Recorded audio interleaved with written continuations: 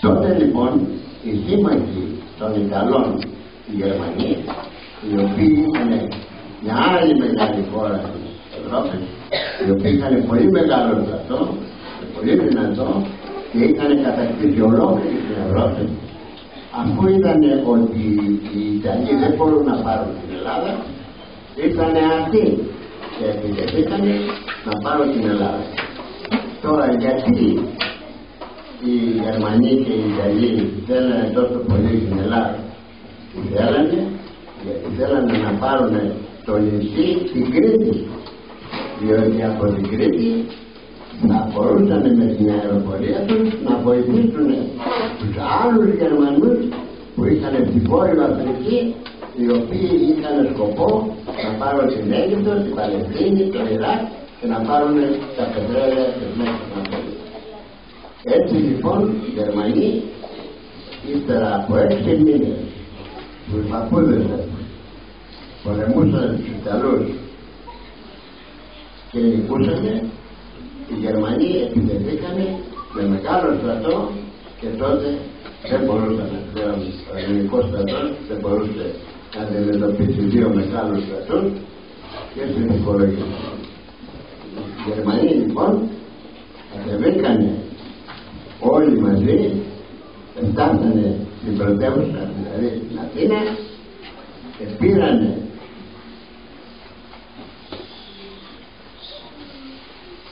και καταλάβανε όλα τα μέρη εδώ μέσα στην Αθήνα και πήγανε στην Ακρόπολη και βάλανε την πολεμική του σημαία. Η σημαία πρέπει να έχετε υπόψη ότι είναι ένα σύμβολο ιερό. Η δικιά μας σημαία, η γαλανόλευκη που λέμε, που έχει άσπρες και μπλε γραμμές, αποτυπώνει αυτά τα χαρίσματα που έχει η χώρα μας, που έχει πάρα πολύ ήλιο και που η θάλασσα είναι γύρω γύρω σε όλη την Ελλάδα και έχουμε και χιλιάδες νησιά. Οι άσπρες γραμμές συμβολίζουν τον ήλιο και οι μπλε γραμμές συμβολίζουν την θάλασσα. Αυτό το σύμβολο της ελληνικής σημαίας είναι ιερό και πρέπει να το σεβόμαστε όλοι. Οι Γερμανοί λοιπόν, ο οποίος ήταν πολεμικός λαός και ήρθαν εδώ πολεμώντας, εβάλανε τη σημαία τους απάνω στην Ακρόπολη, η οποία Ακρόπολη όμως, απάνω στην Ακρόπολη, η οποία είναι ένα ιερό μέρος, είναι όλοι οι ναοί, όλες σαν εκκλησίες, αυτά που ήταν οι πρόγονοι μας, οι αρχαίοι. Εκεί είναι να πάνω κάτι που είναι πολύ ιερό για μας τους Έλληνες. Πήγαν οι Γερμανοί και βάλαν το δικό τους το σύμβολο. Έτσι λοιπόν οι Έλληνες, οι οποίοι από τη μια στιγμή στην άλλη, από τη στιγμή που τα παιδιά τους νικούσαν τους εχθρούς και ήταν νικητές, βρεθήκανε όχι μόνο νικημένοι αλλά και κατακτημένοι από τους εχθρούς. Άρχισαν να αισθάνονται πάρα πολύ άσχημα και οι γιαγιάδες και οι παππούδες.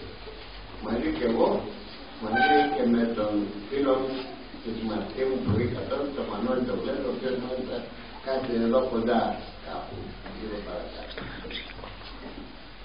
Εμείς λοιπόν όταν βλέπαμε τους εχθρούς μέσα στους δρόμους και κυκλοφορούσαν μέσα στα τετραγυρμένα που είχαν τα οχήματα και τα όπλα τους και όλα αυτά, θέλαμε να τους κάνουμε κάτι κακό που να τους πειράξει. Και μια μέρα που είμαστε στο δάχτυλο και βλέπαμε απέναντι το βράχο της Ακρόπολης, είδαμε τη σημαία τους και αποφασίσαμε οι δυο μας, εγώ με το φίλο μου και τη μαθητή μου, καθόμαστε το ίδιο δανείο, το Μανώλη το Βλέτο, αποφασίσαμε να πάμε να τους πάρουμε το σύμβολό τους, το ιερό που είχαν, από πάνω από το δικό μας τον ιερό βράχο, και να αφήσουμε τη δική μας σημαία, την ελληνική, το ιερό μας σύμβολο μετηματίζει απάνω τον ιερό βράχο που ήταν η εκκλησία των προγόνων. Έτσι λοιπόν,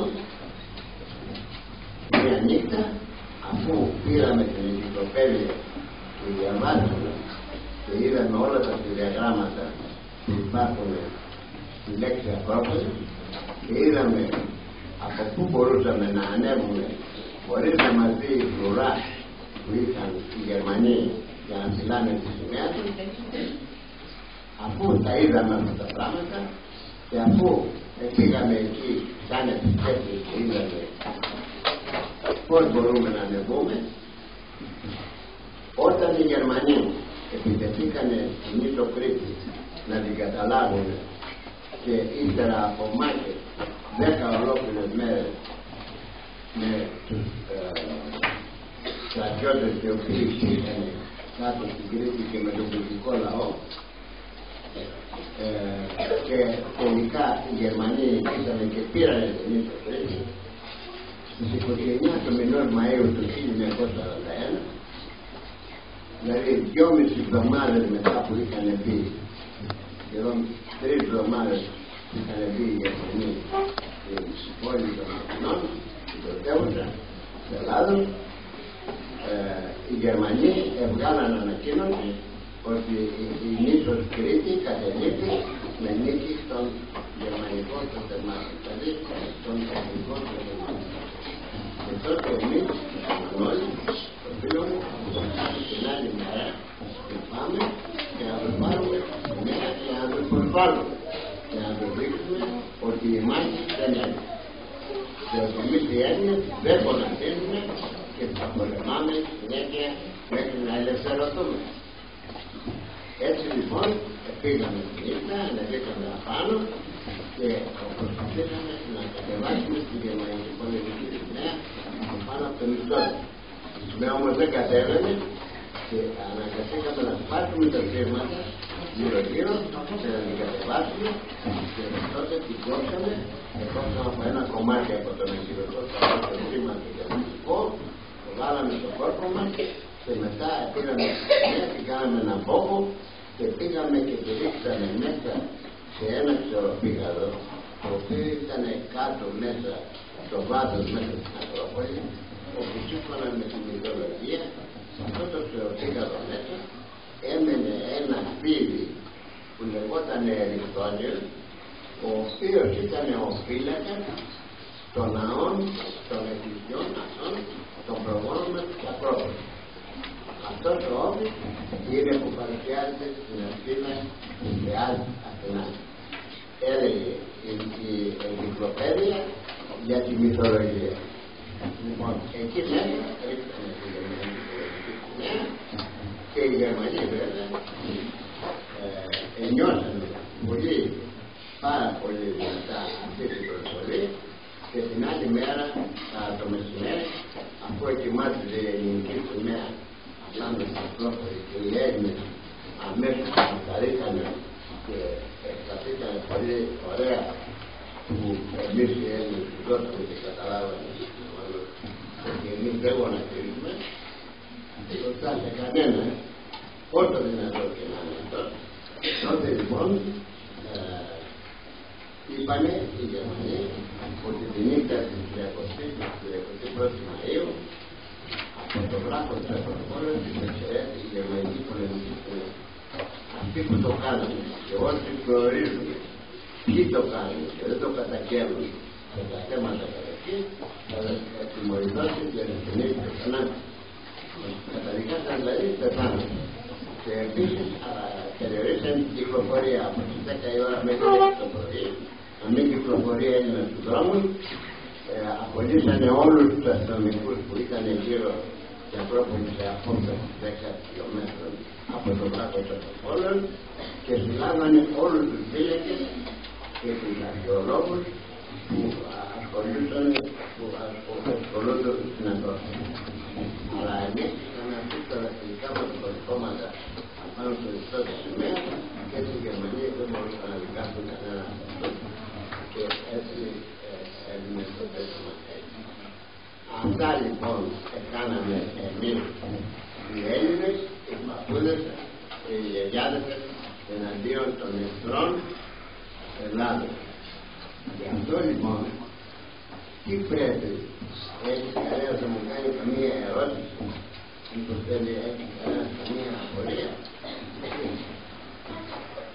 Ναι.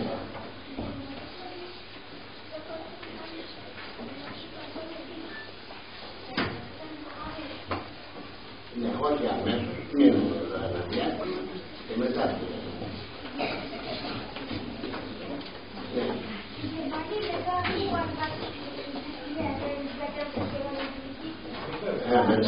Μετά το πρωί όμως ήταν μόνο γιατί είχαν βγει όλο το κόσμο στα μπαλκόνια και στους τεράστιες και κοιτάγανε στην Ακρόπολη. Ναι, δυνατά.